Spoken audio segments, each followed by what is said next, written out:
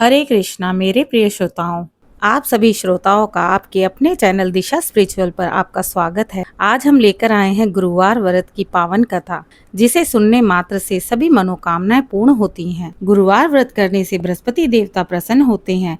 यह व्रत अत्यंत फलदायी है। अग्नि पुराण के अनुसार अनुराधा नक्षत्र युक्त गुरुवार से आरंभ करके 7 गुरुवार व्रत करने से बृहस्पति ग्रह की हर पीड़ा से मुक्ति मिलती है। आइए सुनते हैं बृहस्पतिवार की एक प्रमाणिक कथा। प्राचीन समय की बात है। एक नगर में एक बड़ा व्यापारी रहा करता था।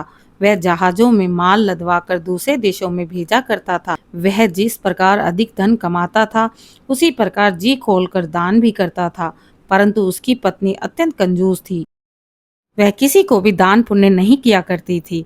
एक बार सेठ जब दूसरे देश व्यापार करने गया था, तो वहीं बृहस्पति देव साधु वेश में उनकी पत्नी से भिक्षा मांगने आए। व्यापारी की पत्नी बृहस्पति देव से बोली, हे साधु महाराज, मैं इस दान और पुण्य से तंग आ चुकी हूँ।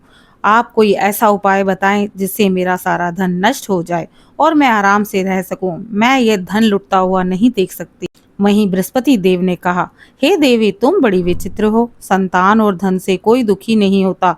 अगर अधिक धन है तो उसे शुभ कार्यों में लगाओ। कुंवारी कन्याओं का विवाह कराओ, विद्यालय और बाग बगीचों का निर्माण कराओ। ऐसे पुण्य कार्य से तुम्हें लोक परलोक प्राप्त होंगे। परंतु साधु की इन बातों से व्यापारी की पत्नी को कोई खुशी नहीं हुई। उसने कहा, मुझे ऐसे धन की आवश्यकता ही नहीं जिसे मैं दान दे दूं।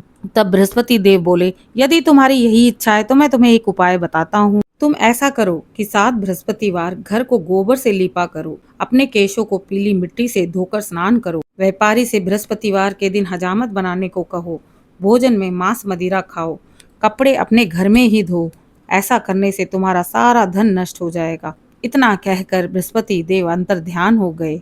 व्यापारी की पत्नी ने बृहस्पति देव के कहे अनुसार 7 बृहस्पतिवार वैसा ही करने का निश्चय किया। केवल 3 बृहस्पतिवार के अंदर ही उनकी सारी धन संपत्ति नष्ट होने लगी और वह परलोक सिधार गई। जब व्यापारी वापस आया तो उसने देखा कि उसका सब कुछ नष्ट हो चुका है। उस व्यापारी ने अपनी पुत्री को संतावना दी और दूसरे नगर में जाकर बस गया। वहां वह जंगल से लकड़ी काट कर लाता और शहर में बेचता। इस तरह वह अपना जीवन काटने लगा। एक दिन उसकी पुत्री ने दही खाने की इच्छा प्रकट की, लेकिन व्यापारी के पास दही खरीदने के कोई पैसे न थे। वह अपनी पुत्री को आश्वासन देकर जंगल में लकड़ी काटने चला गया।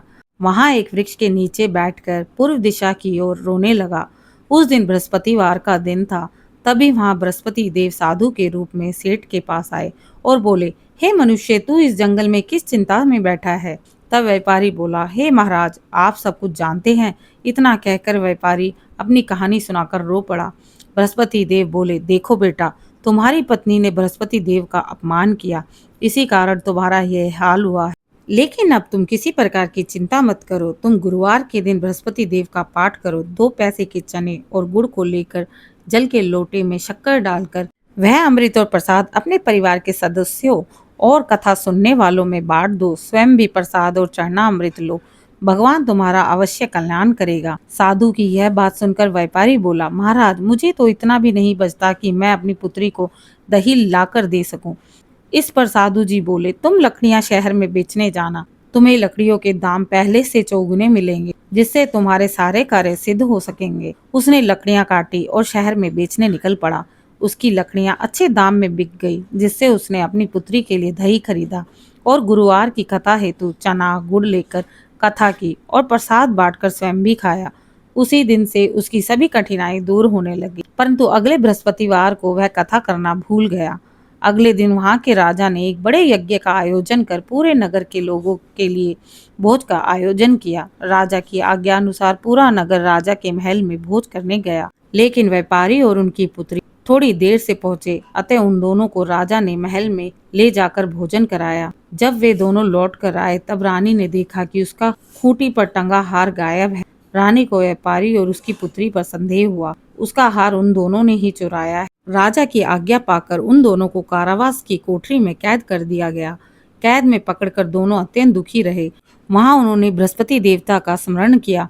बृहस्पति देव ने प्रकट होकर व्यापारी को उनकी भूल का आभास कराया और उन्हें सलाह दी कि गुरुवार के दिन कैद खाने के दरवाजे पर तुम्हें 2 पैसे मिलेंगे।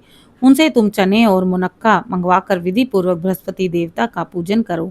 तुम्हारे सभी कष्ट दूर हो जाएंगे। बृहस्पतिवार को कैद खाने के द्वार पर उन्हें 2 पैसे मिले। बाहर सड़क पर एक स्त्री जा रही थी। व्यापारी ने उसे बुलाकर गुड़ और चने लाने को कहा। इस पर वह स्त्री बोली, मैं अपनी बहू के लिए गहने लेने जा रही, मेरे पास समय नहीं है। इतना कहकर वह चली गई। थोड़ी देर बाद वहां से एक स्त्री निकली।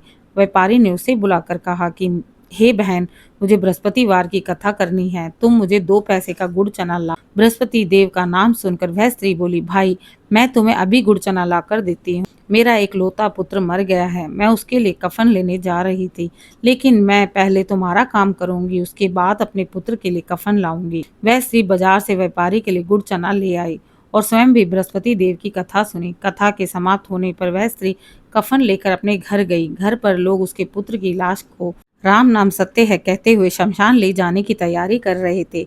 स्त्री बोली, मुझे अपने लड़के का मुख देखने दो। अपने पुत्र का मुख देखकर उस स्त्री ने उसके मुंह में प्रसाद और चरणामृत डाला। प्रसाद और चरणामृत के प्रभाव से वह जीवित हो गया। पहली स्त्री जिसने बृहस्पति देव का निरादर किया था, जो अपने पुत्र वधू के लिए गहने लेकर लौटी, और जैसे ही उसका पुत्र घोड़ी पर बैठकर निकला, वैसे ही घोड़ी ने ऐसी उछाल मारी कि वह घोड़ी से गिरकर मर गया। यह देख स्त्री रो रो कर बृहस्पति देव से क्षमा याचना करने लगी। उस स्त्री की याचना से बृहस्पति देव साधु वेश में वहां पहुंचकर कहने लगे, देवी, तुम्हें अधिक विलाप करने की आवश्यकता नहीं है। यह बृहस्पति देव का अनादर करने के कारण हुआ है। तुम वापस जाकर मेरे भक्त से क्षमा मांगकर कथा सुनो, तभी तुम्हारी मनोकामना पूर्ण होगी। जेल में जाकर उस स्त्री ने व्यापारी से माफी मांगी और कथा सुनी। कथा के उपरांत वह प्रसाद और चरणामृत लेकर अपने घर वापस आई। घर आकर उसने चरणामृत अपने मृत पुत्र के मुख में डाला। चरणामृत के प्रभाव से उसका पुत्र भी जीवित हो उठा। उसी रात बृहस्पति देव राजा के सपने में आए और बोले, राजन, तूने जिस व्यापारी और उसकी पुत्री को जेल में कैद कर रखा है, वह बिल्कुल निर्दोष है। तुम्हारी रानी का हार वहीं खूंटी पर टंगा है। दिन निकला तो राजा रानी ने हार खूंटी पर लटका हुआ देखा। राजा ने उस व्यापारी और उसकी पुत्री को रिहा कर दिया और उन्हें आधा राज्य भी दे दिया।